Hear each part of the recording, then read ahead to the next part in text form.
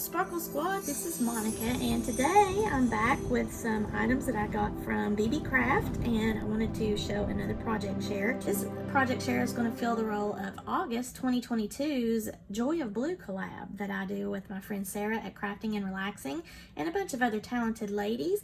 So if you're interested in that, just type in the Joy of Blue hashtag and you can see all of the other participants in this monthly collab. And it doesn't have to be jewelry making.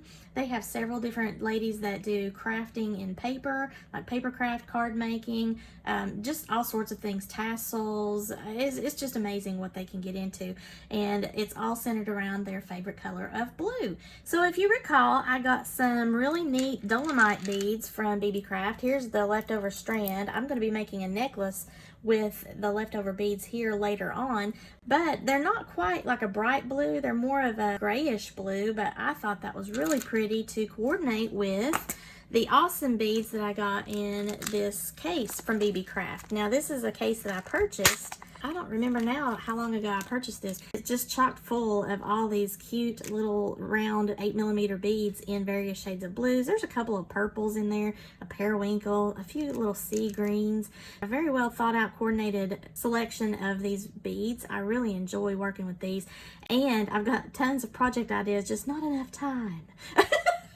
I thought that I'd go ahead and dive into that. Now, so far, my favorite bead, as you can tell, have been these darker blue beads, like this midnight blue. This is a solid pearl, and then this is the lined glass pearl. So I've really been enjoying those, and I thought that I would use that along with that Dolomite that I had and make a bracelet for you today. So some of the other items that I'm using also from Bbcraft are the bead caps, and this was just a collection of different sizes and shapes, styles of silver tone bead caps.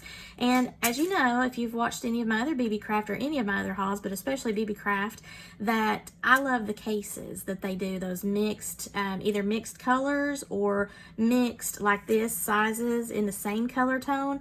So I really enjoy that, because if I need bead caps, I just grab this, and then of course I use them up pretty quickly. I just enjoy these because it gives me some variety, and you want to have something handy, especially if you're going to be an on-the-go beader. And also that's another reason why I like to have these coordinated types of sets in beads as well, because if I'm working in a theme, like I'm doing a theme party, and let's say they want to make blue jewelry, then I have several of these types of cases that have the blue color set in there with different types of beads and everything. It's nice and secure when you close it up, and it travels well. So I love all of that together. I'm going to also be using some clasps, and if you saw that, it came in a container as well. I believe that was my most recent Bbcraft haul video, in the gold tone and the silver tone, where I got some of these little suns. I am so excited about using those. To me, these look like a nautical type of toggle clasp here, so I'm going to use that with the blue design that I'm working on today. We're also going to be using some of this soft flex bead stringing wire, and I love this color, this tanzanite blue. I don't know if you can see. I think it's going to coordinate very well with that Dolomite that I have and the blue little splatters on those dark blue glass pearls. I am pretty sure I got these rhinestone spacers at a major craft store. These are a metallicized spacer, and they're kind of faceted. I'm not really sure where I got those at the moment. That is part of what I'm using in conjunction with all of these other supplies that I got from bbcraft.com. So if you're interested in any of these supplies from bbcraft.com, just check down there below in my description, and I'll have everything linked. Those will be my affiliate links with bbcraft.com. And also don't forget to use my $5 off coupon code if you go shopping over at bbcraft.com via one of my links, because you can get $5 off your purchase of $40 or more. You just use the Monica 5 or Sparkle 5 coupon code, and that gets you the $5 off. Tool-wise, I'm going to be using a crimper, a flush cutter, which if you've seen my other videos before, it just means it cuts very flush on the back so that you don't have any pokey bits getting you. I'm going to have my flat nose plier here and my bent nose plier, because I love to do all of my action with the bent nose plier. It gets me into those tight spots and helps me with my carpal tunnel problems that I have. I'm going to be using a size 2 in the crimp tubes. Now into the beads that we're going to have. These are the Dolomite beads, the rhinestone spacers, some of these bead caps, and then those glass pearls with that light blue splatter effect on there. And I've got those little spacer beads on the end because I am doing a toggle clasp. It's going to make it easier to go through that hole without any kind of bead getting in the way. But now this is such a wide opening that even that bead right there, that 8mm size, would go right through with no problem. That's something you want to watch whenever you do a toggle bracelet, is you don't want to put the very last bead as something too huge, because then you won't be able to get the bar through your hole of your toggle. So unless it's just a gigantic toggle. First thing we want to do is get out about 12 inches of the bead stringing wire. And I have some measurements here on my handy dandy mat on my create room table that I have here at my little cabinet. So I'm just going to lay that out and cut it at the 12-inch mark with my flush cutter so that I have enough wire. Always better to have too much wire than not enough. I have my 12-inch piece of this Tanzanite blue bead stringing wire. I do love this in the 49 strand because it is more flexible without getting all kinked up, and that's really important whenever you're making some high-end jewelry, especially. If you want to knot this though, Softflex brand is a knot tying stainless steel, so you can do that if you want to, make knots after each bead. It's a cool option for those that like to do some kind of texture in your designs. Give a coordinating color element to your bead stringing wire that's exposed, or if you're wanting to do a pop of color as a contrast element with whatever design that you're working on. And for those interested in my bracelet making board that I have here, I showed this to you in my unboxing video, which I will link as a card as well as down in the description. I got these boards custom made for me from a company called Der Blau Vogel. They are a German company, and I love the attention to detail that Claudia has done on all of the boards that I purchased. Now, I want to do a bracelet in a size 7.5, so if you're looking at my board, I don't know, it might be hard to see, I have laid out some beadwork, but I also need to incorporate my toggle clasp into the total length, and I also need to be aware of my bead size, because the larger the bead, the more tension in the bracelet, which means that you need to have a little bit more bead stringing wire, because as you put that bracelet on with like a large gumball size bead, let's say, then that's going to eat up the slack in your bead stringing wire and cause some tension. So you don't want to have a bracelet that's really tight. I think this was probably almost an inch here as far as the length that takes up. So that means if I want a 7.5 size bracelet, I want to have 6.5 inches worth of beads, and then the extra inch is my clasp itself, giving me 7.5 inches total. Okay, so what I'm going to do is finish off one side of my bead stringing wire. That way I can feed the beads directly onto my bead stringing wire without worrying that anything's going to fall off. I prefer to do this method as opposed to those bead buddy things, or binder clips or whatever, because I already have laid out my design here on my board, so I know that I'm not going to be changing how I've got that designed out, versus someone that's got the bead stoppers and whatnot, and they want to change their design once they see it on the string. I already know how I want it based on how I've laid it out on my board. Okay, so the first thing I want to do is just pick whichever side of the bead stringing wire I want to start with first. Grab a crimp tube. I'm going to start out with the bar portion of the toggle clasp, and I usually go down about 1.5 inches on my ends, then just fold this over, bring this through the crimp tube. I want to keep my wires side by side, and I might pinch it down just a little bit, give that a nudge with my fingernail so I can get closer to my bar. I like to try to hold on with my thumbnail so that I can see that my wires are side by side and not crossed, because if you cross the wires within the crimp tube, then over time you can have breakage, because it just kind of, the wear and tear just kind of saws into the nylon coating, and we don't want that. So I like to leave just a little bit of a loop here, because as you crimp, then your loop here is going to close in a little bit more. That's like 1/4 inch, I think. So in the crimper, now this is how I do it. It may not be 100% accurate, but I've always had success, and I've never had any problems with my jewelry coming undone. You have these different grooves here in your crimping plier. You want to start out in the back groove, the little U shape. Put your crimp in there, and then you're going to give this a squeeze. That's going to cause it to make a U shape. There's going to be a little divot there. And then I just simply turn my pliers up over the top of that U shape, and I go into that first groove on either side of that U shape that I just created. I want to still hang on to my wires so that I've got good balance, and then I'm going to give that a squeeze. Okay, that is closing my sandwich. That's what I refer to that as. If I want to be extra sure that I've got a nice close on that, I come over each side of that closed crimp, and then I just give it a squeeze with my bent nose pliers, or you can do that with your flat nose pliers as well, so that you have a nice crimp. I just give it a light pull with my fingers to be sure that that crimp is not going to go anywhere. If it's loose, then I need to get my bent nose or my flat nose plier and give it another squeeze to be sure that I've got a good crimp on that.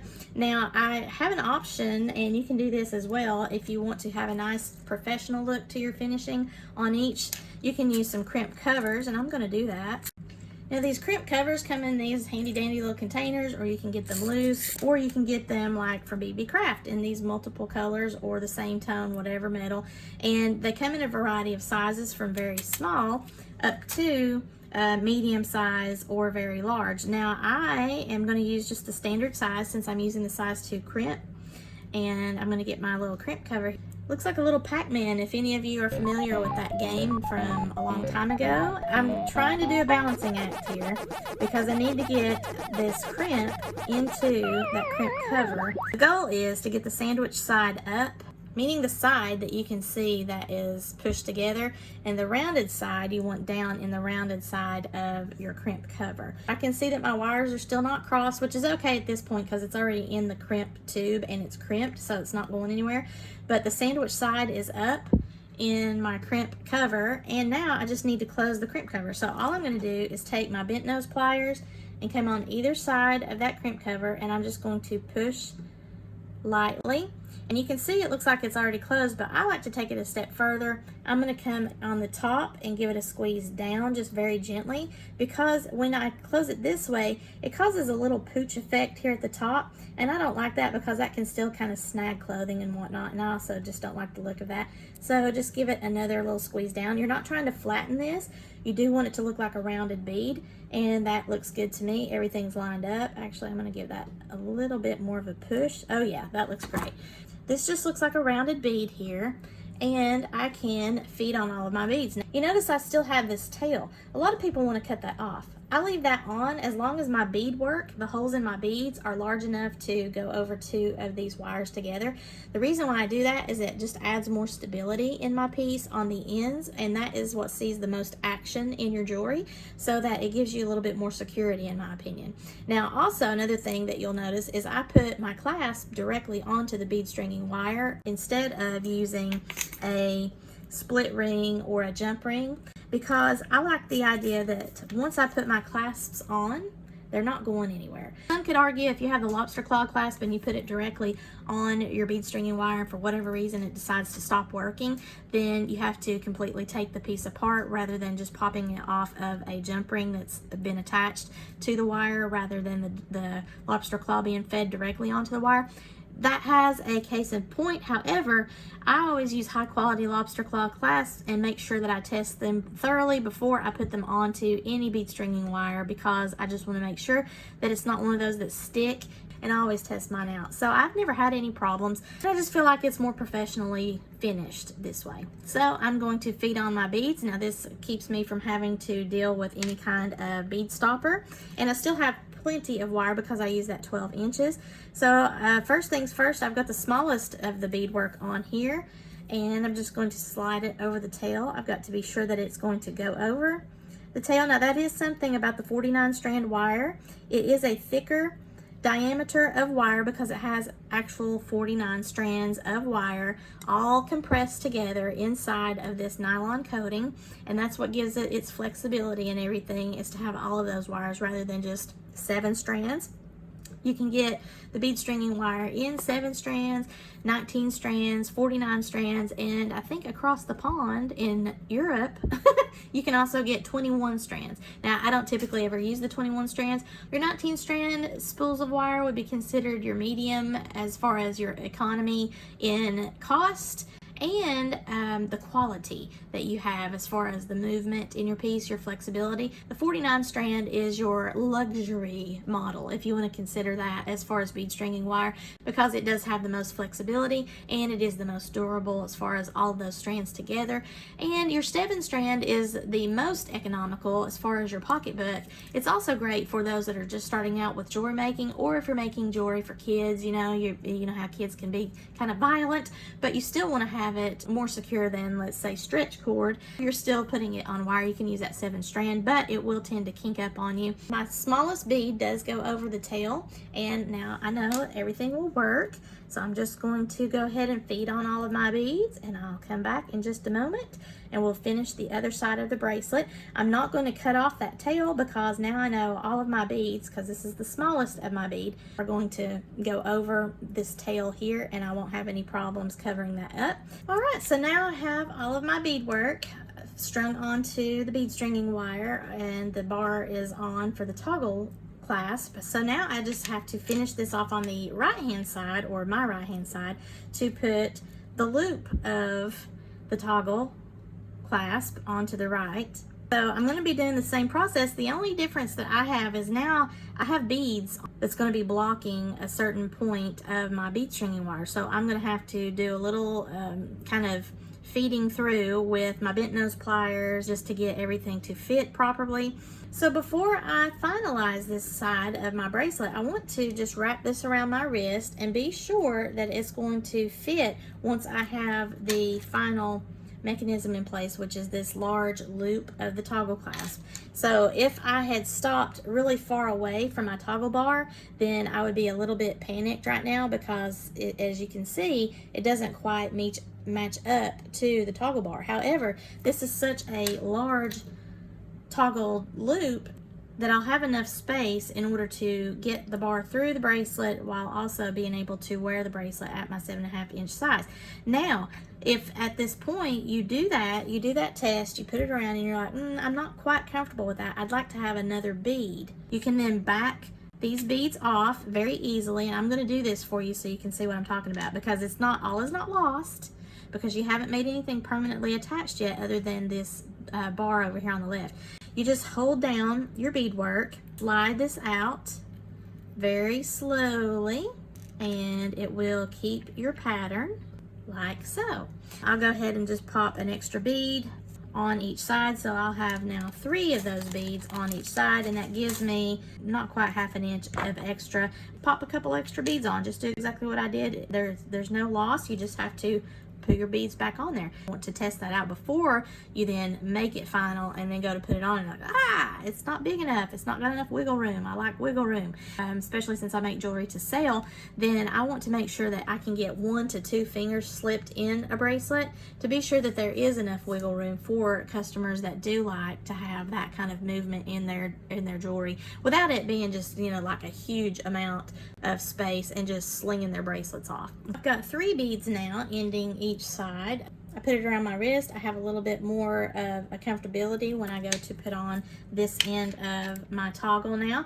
I want to be sure that I have all the slack taken out of my bracelet, which means there's no little loose areas. I'm not wanting to have this so tight that it will not close comfortably and bend comfortably. So that's something to keep in mind with those larger beads and that bead tension. I have a video where I discuss bead tension, so I will be sure to link that as well. So now I just need to grab another one of my lovely little crimp tubes, and you can see, even though I only had 12 inches of wire, I'm still going to have quite a bit left over after I do cut off whatever bit of the tail here in just a moment. So you want to be sure that you have enough wire, especially if you're using larger beads. I have put my crimp tube on. I'm keeping all of the beads here, letting gravity help me out here to keep everything all together so I don't have any gaps. I'm going to take this wire over the toggle loop, and I'm going to push that into my crimp tube, and then I'm going to go ahead and push this as best as I can. This is a balancing act here, guys, through the last several beads, probably 4. So I'm going to do these 3 here, and I'm trying to maintain that wire parallel so it doesn't cross over through that crimp tube as I'm messing around with this, because this is where it's kind of tricky. It's still parallel. The wires are still side by side inside my crimp tube, and I'm trying to keep that with my thumbnail. So then I've got one of the large Dolomite beads here, and this is where I'm going to let go, even though I've not crimped. Gravity's helping me out with the beadwork down here. I have a ginormous gap. I'm going to grab the tail of this bead stringing wire, and I'm just going to pull that towards myself. I've got hold of the crimp tube with my nail on the other side of that wire, and I'm just pulling out the slack. And what's happening is it's making my loop on the other end small. If you want to lay this down on your board, you can do that. That will help you as well. Just pull that out, and you're not wanting to let anything cross over through that crimp tube, so you can do this slowly. And you don't want to do any kind of kinking process as you're going, so just do it nice, steady, and slow, so that I can do that same size loop of the bead stringing wire like I did on the other side. Because I pulled this through some beads, there's going to be a little bit of space whenever I go to cut this wire off, so just be mindful of that. Just try to get it as best as you can. So I'm going to pull this a little bit more, get my bent nose pliers because that helps me a little bit. I'm going to push the beads down away from the crimp tube. I'm going to get my crimp pliers and hold that crimp. Make sure I'm on the right side of that, and then crimp down. That has made that divot like we did before. Then I'm going to come on the other side, right side up, vertically if you want to say that, into this first section here so that I can close that crimp. I'm just on either side, and I give it a squeeze. So now we have closed that sandwich. It's side by side. If you feel like you need to have it squeezed a little bit more, then just come on either side with your flat nose or your bent nose the way that I just did, and you still have a nice loop to where this toggle bar, or the loop of the toggle, whichever way you've done your bracelet, it moves freely. If it's too tight and there's too much tension in that, then you'll have a problem with your piece as far as putting it on and taking it off and all that stuff. Now you see I still have a little bit of gap right here in between these two beads because I have this wire sticking out. I'm going to now take my flush cutters and go right up against this bead where that wire is coming out, being careful not to cut the wire that is down in the actual beads that are holding my beadwork. But I want to get as flush to that bead as I possibly can. Clip that off, and then I'm just going to wiggle that little bit back into the beadwork there. Little bitty gap that was on there is going to be covered up here in just a moment because I'm going to put a crimp cover on this side. I mean, it's just the slightest of gaps, but that also lends itself well to further movement. You just don't want to be able to go like this and your beads slide down your wire because that's not the kind of gap you want. So now you struggle with your crimp cover. Now you might not have a struggle, but for some reason this has always been a struggle for me to balance these crazy things. Alrighty, whew, it was a battle, but I got this in here. I'm sandwiched side up. Now I want to take the bent nose pliers and just squeeze on both sides, just like I did the other. Get it together. The goal is to make it look like a round bead. Come over on the top to get that little pooch to come down. It has actually helped to fill in that little tiny bit of a gap as far as, anything that was going on because of the tail that I fed down in through there. So now you can put your bracelet on, and this is a toggle clasp. So the cool thing about these are you just pull the bar through the hole and there's your bracelet. So cute. And I like how these little beads here from Bbcraft have those little graffiti is what I call it, but it's almost like somebody's paint splattered the beads, and it's got that beautiful blue on top of that dark blue, and then it picks up the blue in that Dolomite, so it's not so grayish blue anymore, and there's a metallic sheen. I don't know if you're picking that up on these beads. That's why I love them so much, because they have a little bit of sparkle. So I think that this really is a cute bracelet, and I like that I've got this tanzanite blue wire peeking out here on the edge. Now again, if you're someone that wants to protect your wire, if this is a bracelet, let's say you're going to make for an athlete or someone that does a lot of, crazy, like a dancer or something, you might want to use those wire guards. And I also have a video where I demonstrate those wire guards, but I don't typically use those unless I'm requested to do so. I love these soft flex wires here because they do help with the strength and the durability of a piece. I also like these Dolomite and blue beads with what I think is a nautical style toggle clasp. I love how this turned out. I think it's a very pretty bracelet. So I just had this kind of fall off of me just a second ago from that, because this bar I think needs to be just a hair longer because of the length of this here, but it's also in how you turn with this bracelet on. So that would be my only caution in that particular style. So I hope that you've enjoyed this bracelet project that I created using items from my good friends at Bbcraft.com. I will leave all of the links below to these products that I used. And this is also because of the color blue going to be for my Joy of Blue collab. So I hope that you have enjoyed that. Again, if you're interested in the Joy of Blue collab or any of the others that are creating, please check them out. I'll have links below to them and you can go see what everyone else is making. If you're interested in Bbcraft, please use my affiliate links and use the $5 off coupon for your purchase of $40 or more. It's Monica5 or Sparkle5. Be sure to use that and you will get some moolah off of your purchases. And if you're interested in joining the Bbcraft.com YouTube program, they have information as well that I will put as a slide. You just apply to see if you qualify for that, and they will give you further details in doing what I'm doing. Please give me a thumbs up and share this with any of your jewelry making friends that might be interested in supplies from Bbcraft.com or entering the Joy of Blue collab with our friend Crafting and Relaxing, Miss Sarah. If you have not already done so, please subscribe to my channel, pretty please. And as always, thank you so much for watching and have a sparkle-tastic, blue-rific day, y'all. Bye!